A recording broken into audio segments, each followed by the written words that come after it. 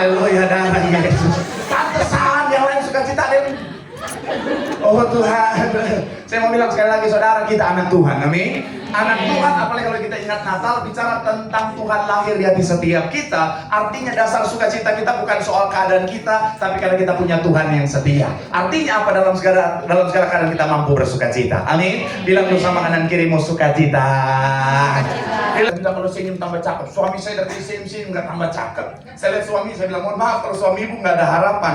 Tapi ya kan mereka harus jujur ya. Tapi kalau di sini saya lihat keluarga besar Prodia Group tambah cakepnya bukan cuma sampai 80%, tapi sampai 100%. Amin. Haleluya. Bilang sama kanan kirimu, kamu cakep 100%. Silakan. Dekat dengan Prodia, kenapa? Karena mau papa saya selalu general check up-nya, medical check up-nya di Prodia. Mereka mau di lain, saya bilang jangan yang lain, tetap Prodia. Tentang ayatnya, ini adalah bicara tentang apa yang harus kita lakukan dalam kehidupan setiap kita. Nah, jaminan, rancangan sudah Tuhan sediakan, tetapi bukan berarti kita do nothing, saudara. Tetapi ada bagian kita yang harus kita lakukan dalam kehidupan setiap kita. Sama-sama bilang sama saya, ada bagian saya. Bilang kanan kirimu, ada bagian kita.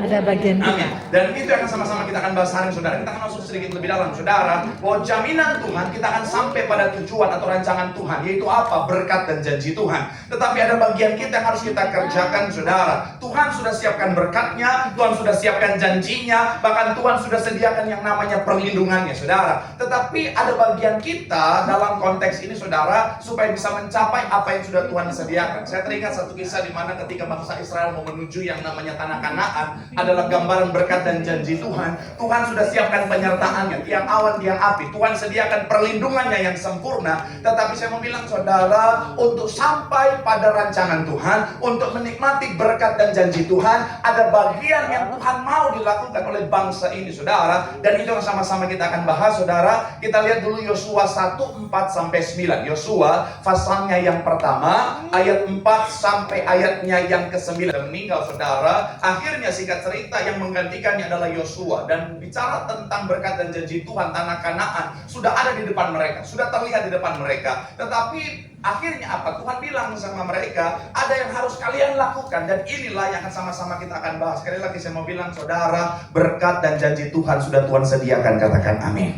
Perlindungannya, tangannya yang kuat sudah menjaga setiap kita, katakan amin. Tapi ada bagian kita harus kita lakukan supaya apa? Supaya semuanya menjadi bagian setiap kita. Doa saya melalui firman Tuhan hari ini, saudara dan saya tahu apa yang harus kita lakukan. Dan bukan cuma sampai pada tahu, tapi kita lakukan bagian kita dengan sungguh-sungguh, supaya sepanjang tahun dan seterusnya menjadi tahun yang diberkati Tuhan. Yang setuju tepuk tangan yang paling meriah buat Tuhan. Haleluya.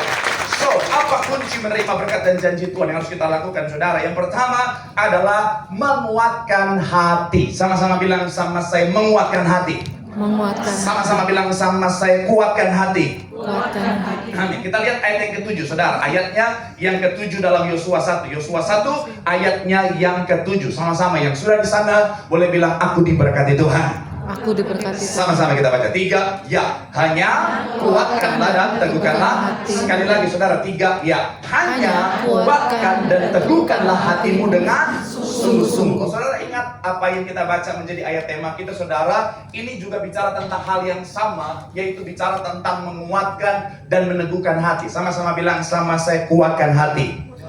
Sama-sama bilang, sama saya teguhkan hati. Teguhkan hati. Amin. Bahkan yang menarik dari pembacaan kita, saudara, Tuhan bicara bukan cuma 1 kali, bukan cuma 2 kali, tapi Tuhan bicara sampai 3 kali. Kalau saudara pelajari bahasa Ibrani, kaidah penggunaan bahasa Ibrani, saudara, sekalipun dia bicara tentang satu kata yang sama atau kalimat yang sama, tetapi kalau diucapkan lebih daripada 1 kali, itu akan punya kualitas yang berbeda, saudara. Sekali lagi, kalau kata atau kalimat sekalipun sama, tapi kalau diucapkan lebih daripada 1 kali, maka akan punya kualitas yang berbeda. Tentunya diucapkan 1 kali levelnya biasa, diucapkan 2 kali akan lebih tinggi dari level yang pertama, diucapkan 3 kali ini level tertinggi. Makanya kalau saudara ingat, kenapa Petrus sampai nangis ketika dia menyangkal Tuhan Yesus? Karena dia menyangkal Tuhan itu sampai di level tertinggi. Berapa kali?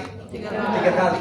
Nah, itu kenapa? Tuhan tahu Petrus akan menyangkal dia sampai di level tertinggi. Makanya sebelum dia sangkal, Tuhan Yesus sudah tanya sama dia, Petrus, apakah engkau mengasihi aku? Pertanyaan saya, berapa kali Tuhan tanya kepada Petrus? 3 kali. Yes, supaya impas, saudara. Kenapa? Karena sekali lagi, 1 kata yang sama, 1 kalimat yang sama, kalau diucapkan sampai lebih daripada atau sampai 3 kali, itu di level yang tertinggi. Dan kuatkan dan teguhkan hatimu, Tuhan ucapkan kepada bangsa ini sampai berapa kali?